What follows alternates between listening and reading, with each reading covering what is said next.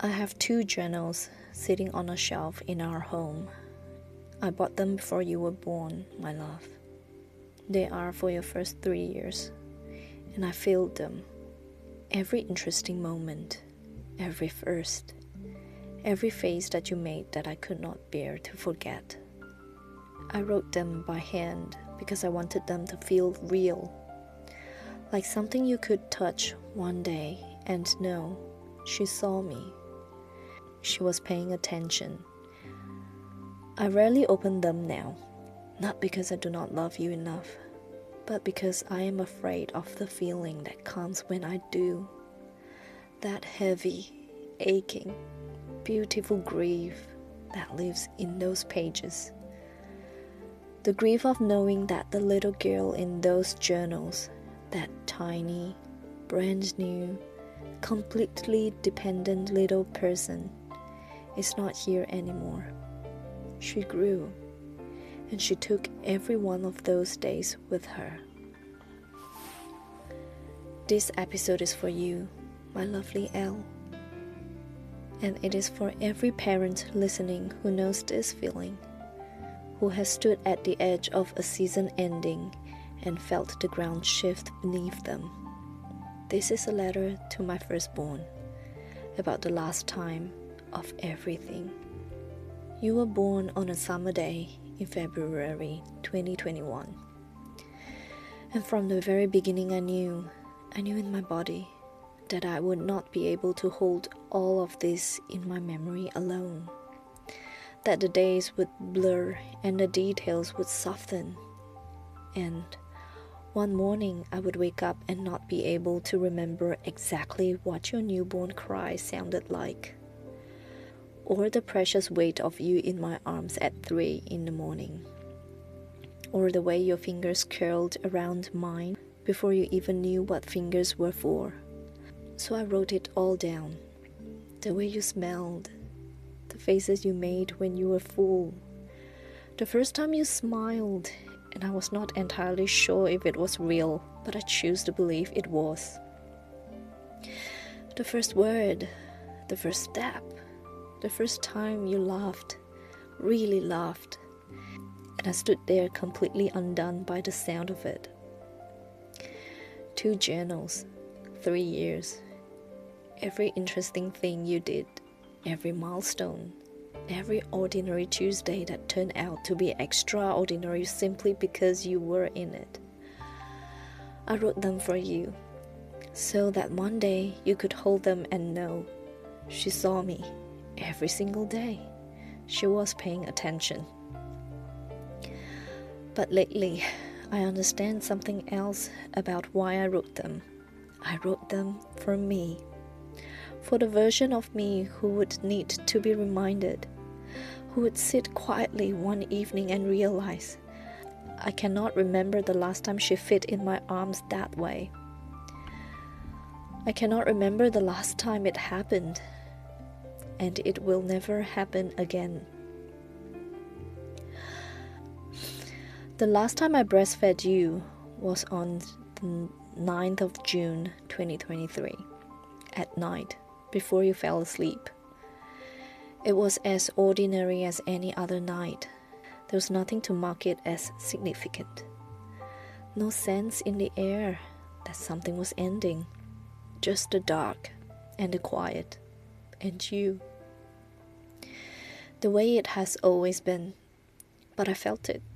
Somewhere deep and wordless, I just felt it. That this might be the last time.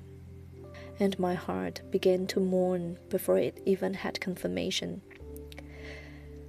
Before the chapter had even closed, I was already grieving it. I lay there holding you for so long that night, longer than usual, not wanting to put you down, not wanting to move into whatever came next. You fell asleep next to me the way you always did, tucked close, warm, completely trusting, and I stayed there in the night with the weight of it. I have one regret about that night, just one. It was too dark. I could not see your face. I could not see your expression. That last feed happened in the dark, and I would have given anything to have been able to see you clearly in that moment, to memorize the exact look on your face, to hold that image somewhere I could return to it. But I had something else. I had your hands. You used to pinch me while you fed, my love. Those tiny fingers, finding my skin and holding on it the way that tiny fingers do. It hurts sometimes, gently, sweetly, occasionally unexpectedly. And I would tell you, you can pinch the blanket instead. Here, like this. You learned, and you would reach for the blanket. And then a couple of years later, completely out of nowhere, in the middle of an ordinary evening, you looked up at me and said, in your very matter-of-fact way, "Mommy, we don't pinch people, we pinch the blanket." You had filed it away somewhere, in whatever quiet part of you keeps the things that matter, and it came back out of you years later as a lesson you had made your own. I laughed, and then I felt the specific, particular ache of realizing you remember things I have already half forgotten. You are carrying pieces of our story that I have already begun to lose. Write it down. Write all of it down. From the very beginning, my love, you wanted me.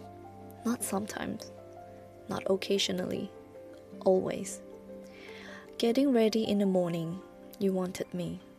Brushing your teeth, you wanted me. When you are sad, you wanted me. When you were angry, you wanted me. When we met someone new, went somewhere unfamiliar, did something that felt even slightly uncertain, you wanted me. Specifically, completely, only me. And you wanted to be carried, not just held, carried, for long stretches, over long distances, through long days. Your arms around my neck and your small warm weight against my chest. You're not heavy to me. I want you to know that. You were never heavy. I cannot remember the last time I carried you for a long distance because I didn't know it was the last. It was our last. But there was a conversation. You were 4 years old and I was pregnant with your sister. And I sat with you one evening in a bathroom, and I told you gently that there would come a time, soon, when it would be physically hard for me to carry you the way I always had, that my body needed to protect the baby growing inside it, that it was not because I did not want to, it was because I needed to take care of both of you at once. You listened, you nodded. You seem to understand in the way that 4-year-olds sometimes understand things, more completely than we expect and less completely than they show. And a little while later, during dinner time, you got down from your chair, the way you always did when you wanted a cuddle. Just coming to me, as natural as breathing. That was your way. It had always been your way. But this time, you stopped, just a few centimeters from me, close enough to reach me, close enough to smell me, and you stood there for a moment. This tiny 4-year-old standing at the edge of the space between us, and you looked up and said, quietly, simply, "Oh, you cannot carry me anymore." Not a question, not a complaint, not a request for an explanation, just a statement, a quiet, heartbreaking, gracious little statement. A rearranging of the world as you understood it, done with more dignity than I had in me at that moment. Because I could not carry you, but I also could not speak. You stood there and you understood. And then you went back to your chair, and life continued. And I sat there, holding the weight of what had just happened, the weight I could not carry either. Something broke open in me that moment that has never quite closed again, and I do not think I want it to. That crack is where the love comes through. The first night you fell asleep without Daddy and Mommy was on the 6th of May 2025. Your baby sister arrived, and one night I went to the hospital. You stayed home with your favorite auntie, and she held you, and she loved you, and she lay beside you in the dark, the way I had laid beside you every night of your life until that one. And you fell asleep. I was not there, and you fell asleep. I know this because your auntie told me, and I know it was not easy, that you missed me. I know that you understood something had shifted without being able to name exactly what it was, that you were doing what you always do, adjusting, finding your feet, being understanding as you have always been, braver than your years. But my love, I was not there. For the first time in your entire life, I was not there when you closed your eyes. And what I felt about that, what I still feel about it when I let myself go there, is something I do not have a clean word for. It is grief and gratitude tangled so tightly together, I cannot separate them. Grief that the chapter of always being there had ended without ceremony. Gratitude that you were held, that you were loved, that your auntie was exactly who you needed her to be that night. And then your sister needed to stay in hospital for a while, and you stayed home, and you visited, and every time you were told that Mommy needed to stay at hospital with the baby, your auntie and your grandparents told me what happened. You would look down, just for a moment. A small, quiet looking down that said everything your words did not. You understood, my love, as well as any child your age could understand something so enormous. You tried your best, and in that trying, in that small, dignified looking down, I saw you growing up in real time. I saw you learning that love sometimes means waiting, that the people you need are not always available the moment you need them, that you are stronger than you know.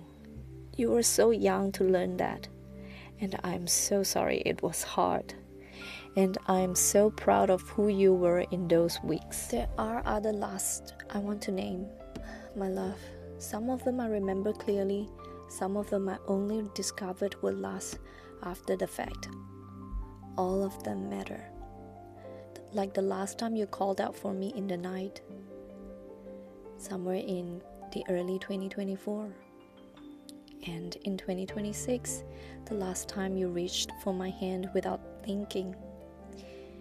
And then the last time you mispronounced the word in the way that was entirely yours, a word so perfectly imperfect that I never corrected it because I could not bear to. I don't know when that was. I would like to remember the last time you sat in the high chair. I would like to remember the last time you asked to be rocked, and I believe it's in late 2025. And the last time you believed wholeheartedly in something magical in early 2025. The last time the world was still entirely small enough that I was the whole of it in late 2024. Some of these dates I know. Some I will need the journals to find. Some are lost to ordinary Tuesday afternoons that I could not have known to mark. And I am learning to make peace with that. I am learning that the last we did not know were last are not failures of attention. They are simply proof that we were leaving, that we were in it, that we were not spending our days bracing for endings.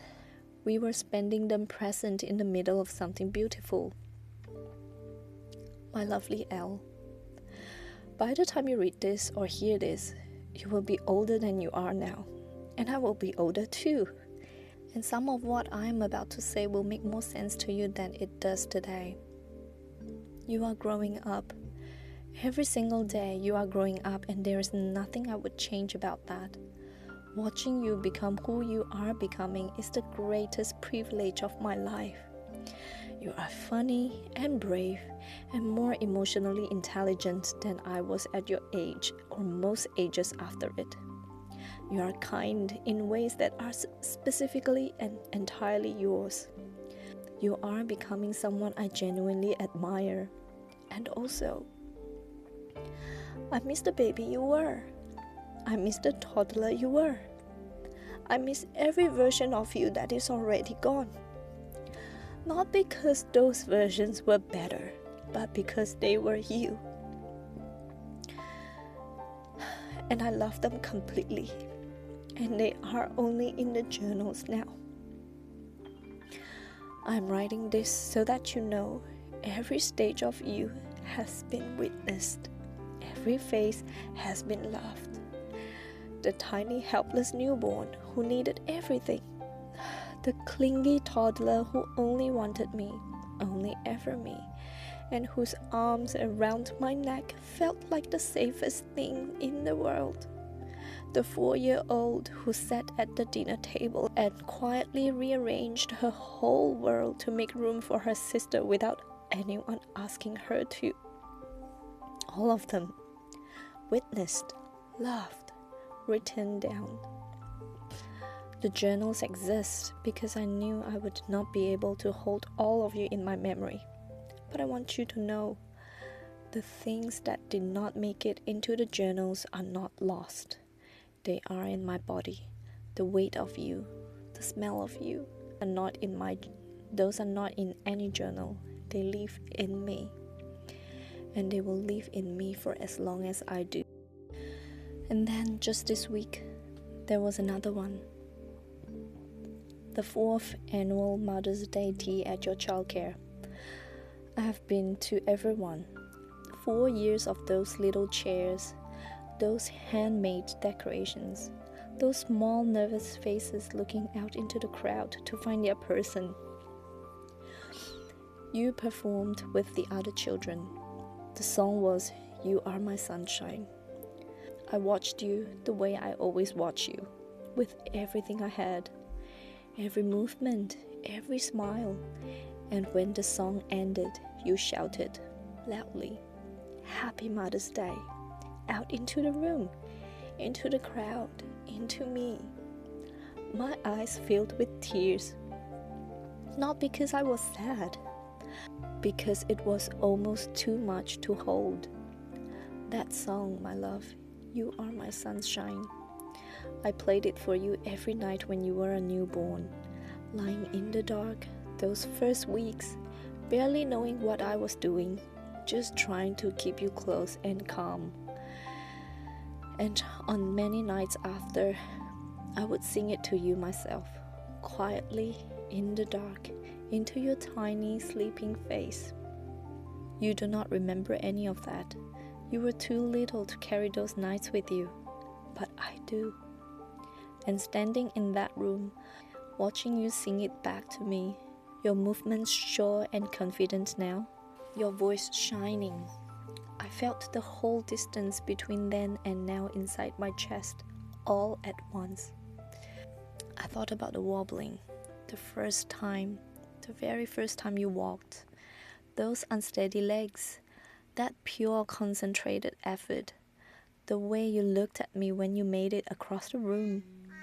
I thought about your first song, how it sounded coming out of you, when you were still learning that sounds could make music. I thought about all the early mornings, all the lullabies, all the times I sang to you when you could not yet sing back. And here you were, singing back. I drift back there sometimes, to those nights, those first versions of you. And I do not entirely know whether it is grief or gratitude or just love so large it has nowhere to go. Perhaps it is all three at once. Time has passed, But I'm glad that some memories are still fresh in my mind, and I'm glad that the ones you are making now, the stage, the song, the shouting Happy Mother's Day into a room full of people, are yours to keep forever. Thank you for being my first. Thank you for making me a mother. Thank you for all the last I knew were last, and especially for the ones I did not, because those were the moments when I was most completely just your mom, not watching the clock, not bracing for the ending, just there, just yours. I love you beyond the last time of everything, always.